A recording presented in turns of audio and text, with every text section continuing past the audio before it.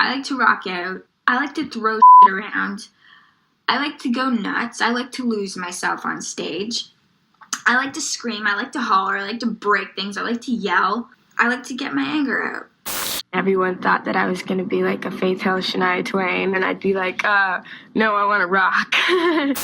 I'm not made up, and I'm not being told what to say and how to act, so they have to call me the anti-Britney, which I'm not. I think that's very rude and very mean. I think it's a dumb game. There would be no Olivia Rodrigo, or Halsey, or Demi Lovato, or Billie Eilish, or even that ABCDEFU girl without Avril Lavigne. Avril has even had unlikely collaborations with artists in other genres of music besides pop punk, like Lil Mama, Rihanna, Willow Smith, and Kelly Clarkson, but managed to remain true to her genre and maintain some level of normalcy and privacy as far as I know. For someone who had that much influence on the music landscape in the 2000s, I didn't know much about her, nor did I know most of her songs. The only ones I knew were the popular ones at the time, the singles, Skater Boy, Complicated, My Happy Ending, and I'm With You, which will forever be my favorite song of hers. Avril also had the fashion industry in a choke hold.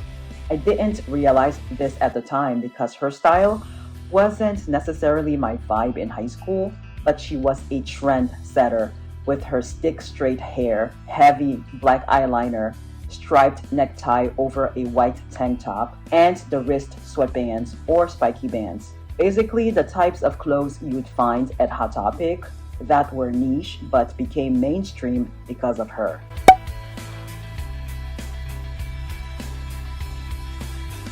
Some kids in my high school dressed like that, and now that I think about it, they were likely inspired by Avril, if not the likes of Green Day, Simple Plan, or Fall Out Boy, all of whom I was kinda sort of familiar with as well, but only knew and liked a couple of their songs like Thanks for the Memories, Dance Dance, Boulevard of Broken Dreams, and 21 Guns. Those songs go so hard. 21 Guns, the version featuring the Broadway cast, gives me goosebumps every single time. Back to Avril. The fact that we weren't oversaturated with gossip about her is likely the very reason she's become a fixture in the 2000s pop culture lexicon and beyond.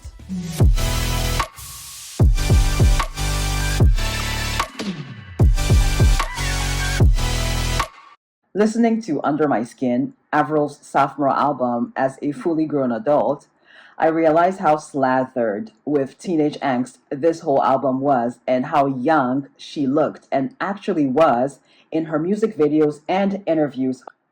I watched quite a few interviews of Avril from back then recently to get a better sense of who I thought she was and for more insights into her songs.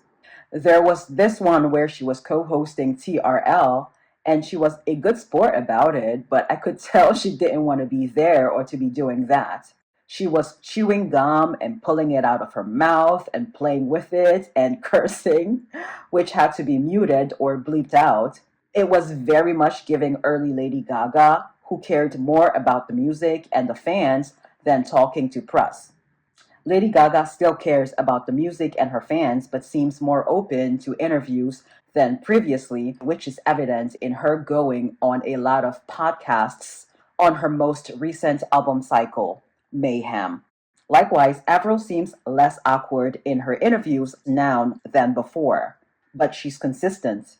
Things she mentioned back in 2003, 2004 are the same things she mentioned on the Call Her Daddy podcast, which I'll get to in a bit, but first I gotta do my greeting. I skipped it for the last few videos, but I see I have some newbies around here, and some changes have happened in regards to my bonus content on Patreon, so here goes. Timestamps are below if you would like to skip it, but it won't take more than 2 minutes. What's up, beautiful people, and welcome back to my channel. My name is Yaira, better known as simply Yaya. I am proudly African from Cameroon, born and bred. I worked for Disney for the better half of my young adult life, and more recently, Whole Foods. I am always working on leveling and glowing up, and I have a Master of Science in Journalism, which informs how I view and discuss some aspects of pop culture on this channel. And if you would like to support my channel and slash or would like early access to all of my upcoming videos, which you'll get to see 48 hours before everyone else, you can join my membership here on YouTube at $4.99 a month or my Patreon at $5 a month. You also get bonus content and other perks like shoutouts at the end of my videos and getting to vote for what related videos you would like to see on my channel. If all of the above sound like your vibe, first be sure to turn on those notifications so you never miss a video and check out the description box for my other socials if you would like to follow me on other platforms besides YouTube. There are some other fun things down there in the description box, like reference videos, related videos, and affiliate links.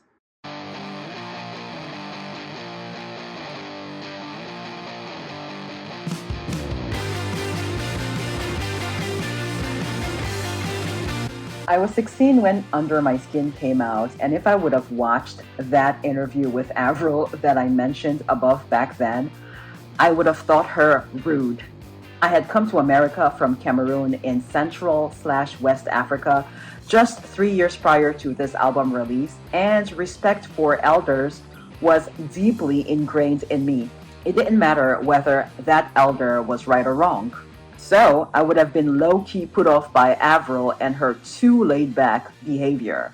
I realized the person she was co-hosting with in the clip didn't look that much older than her, but Ryan Seacrest and Jane Pauley definitely were her elders, and she behaved the same during the interviews with them. Now, I realize how relatively grounded and confident she was for her age.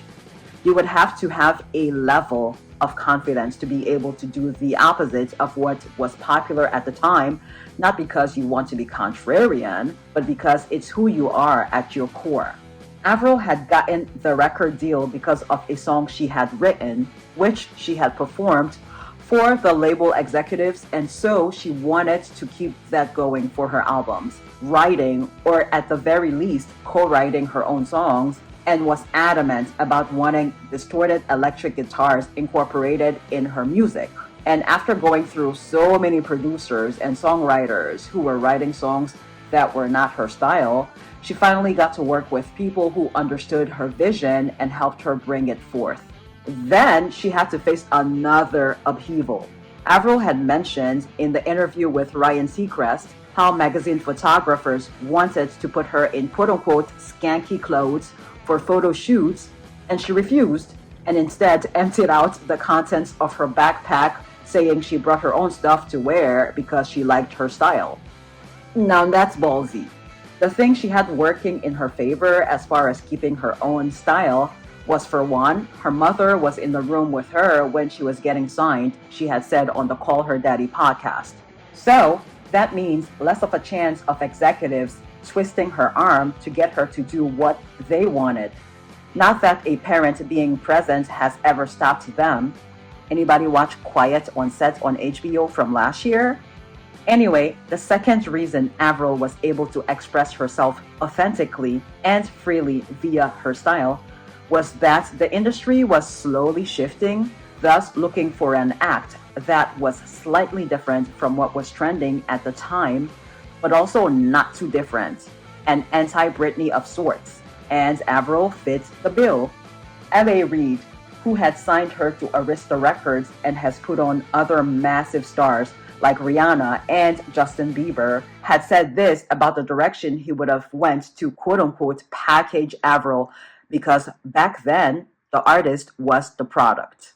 I always thought the music was the product, but I guess they go hand in hand. If you had completely had your way with how to market, how to position this young girl, what would we be seeing today? I probably would have had her prettied up and, maybe the clothes would have been a little tighter, a little more revealing, and a little more sparkles going on, a little more bling bling. I'm telling you, I would have messed it all up. Being normal is what's hot today. The industry does have a tendency to eat its young. Right. And in order to position the next big thing, someone has to pronounce the current big thing It's over. Absolutely. I mean, that's an important marketing ploy. We're guilty of it, and it works. And it has worked quite well with Avril. What a creep.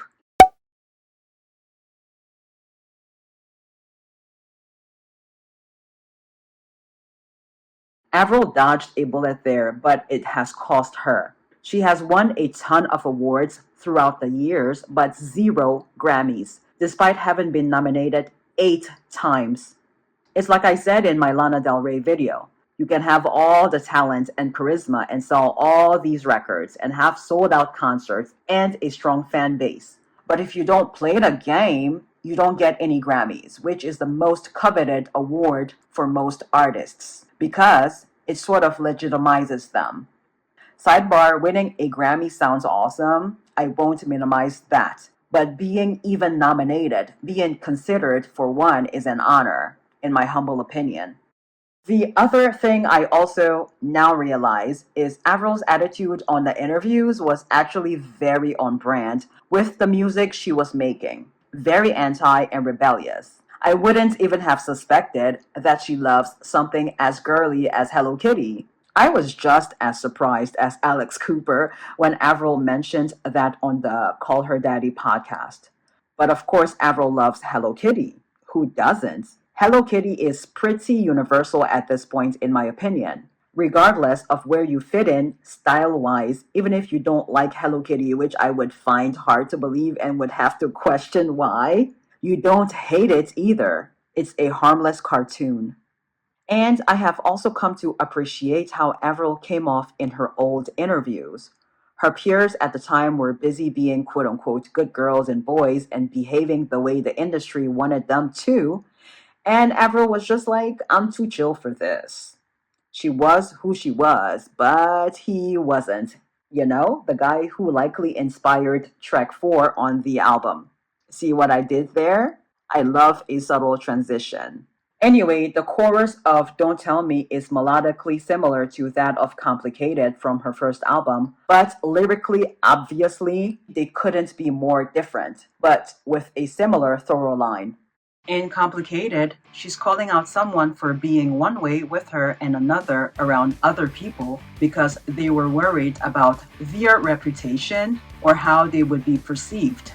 Whereas in Don't Tell Me, the perception is directed at her, which is evident in the lyrics, quote, "Did you think that I was going to give it up to you this time?" That guy likely assumed she would be DTF because of the way she dressed. It was rebellious. Went against the grain. I guess for women under this system, you're damned if you do and damned if you don't. So you might as well do what feels natural to you and makes you happy as long as you're not hurting anybody. Take Me Away, the opening track on the album. Hands down my favorite on the album. Very overthinker core. Looping the same thoughts over and over. That was literally me yesterday. Typical Libra behavior.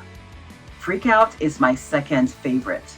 It sounds like the kind of song you would hear playing during the title sequence of a rom-com back then. Who Knows is very Disney Channel core. Nobody's Home, concept-wise, is the sister song to I'm With You. Forgotten and Fall to Pieces took a few listens, but they have now grown on me. Actually, the intro and first verse of Fall to Pieces melodically reminds me of Michelle Branch's Are You Happy Now? I mean, there isn't a song on this album I particularly dislike, just ones I like infinitely more than others. Under My Skin really rocks. This has been so healing, not necessarily the songs themselves, though they are cool, but listening to songs from that time period, which brought up memories from that time period, which I had suppressed, because a lot of them are not the most pleasant.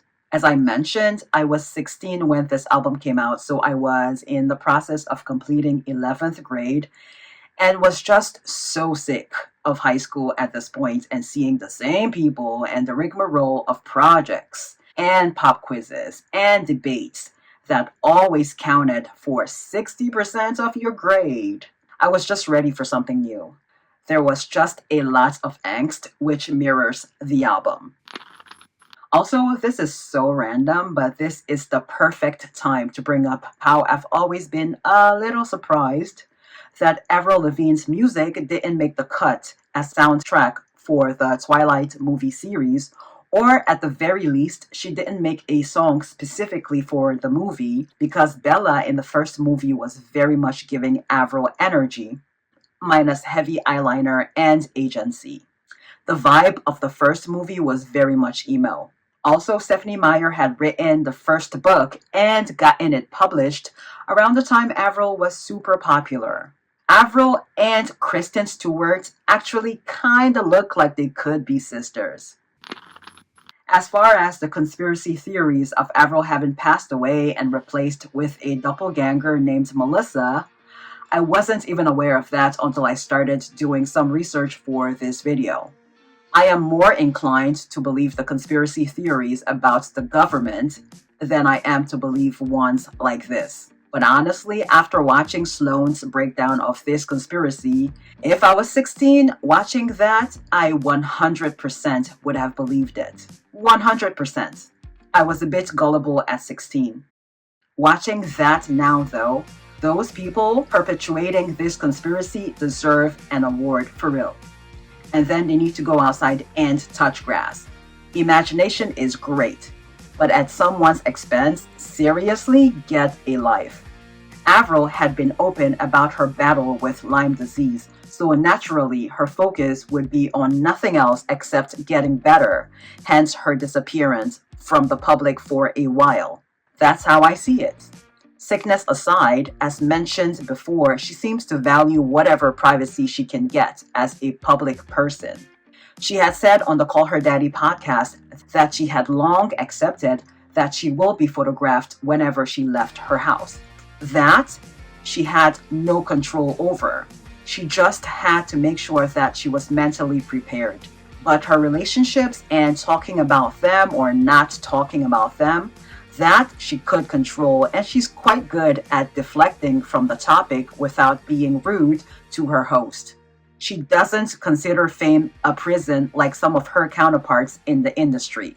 At least, not anymore.